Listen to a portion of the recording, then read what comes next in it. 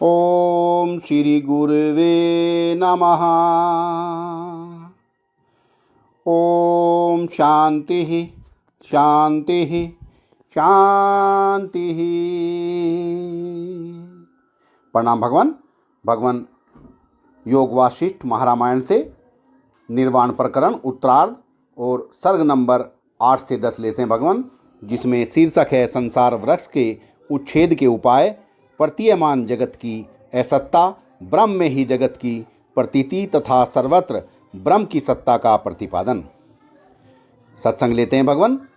भूषुंड जी कहते हैं, विद्याधर, पाताल सहित यह पृथ्वी जिसका आधार अर्थात मूल भाग है, लोक अलोक पर्यंत फैले हुए पर्वतों की कंदराएं जिसकी वेदी हैं, ऐसा यह संसार रूपी वृक्ष अहंकार रूप बीज से उत्पन्न होता है। ज्ञान रूपी अग्नि से जब इसका बीज दग्ध हो जाता है तब कुछ भी उत्पन्न नहीं होता। यहाँ जो कुछ प्रतीत हो रहा है सब असत्य ही है। माया के हाथी घोड़ों की तरह कहीं से यूं ही पैदा हो गया है। संकल्प विकल्पों को त्याग देने मात्र से संसार भ्रम का नाश हो जाता है।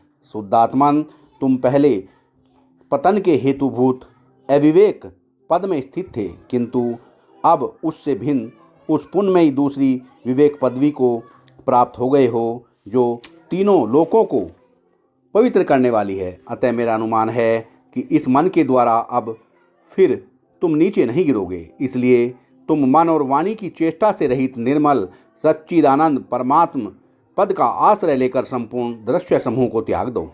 निष्पाप विद्याधर, दृश्य को याद न रखते हुए सब प्रकार से ताप से शून्य एवं शांत सच्चिदानंद घन स्वरूप से स्थित रहो।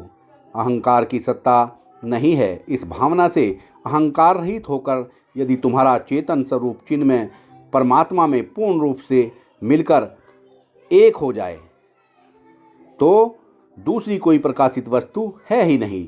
फिर तुम्हारे स्वरूप भूत ब्रह्म की किससे उपमा दी जाए। चिन्मय परमात्मा से भिन्न माने गए इस जगत के स्फुरण को तुम चिन्मय परमात्मा से ही उत्पन्न हुआ जानो, क्योंकि काष्ठ, जल और दीवार सब में ही पर ब्रह्म परमात्मा विराजमान है। सभी स्थानों में सृष्टि का समूह परस्पर गुथा हुआ है। ब्रह्म और जगत में जो भेद कहा गया है वह असत है। जैसे स्वर्ण और कटक में भेद नहीं है, उसी प्रकार ब्रह्म और जगत में भी भेद नहीं है। सत्संग को विराम देते हैं भगवान। प्रणाम भगवान।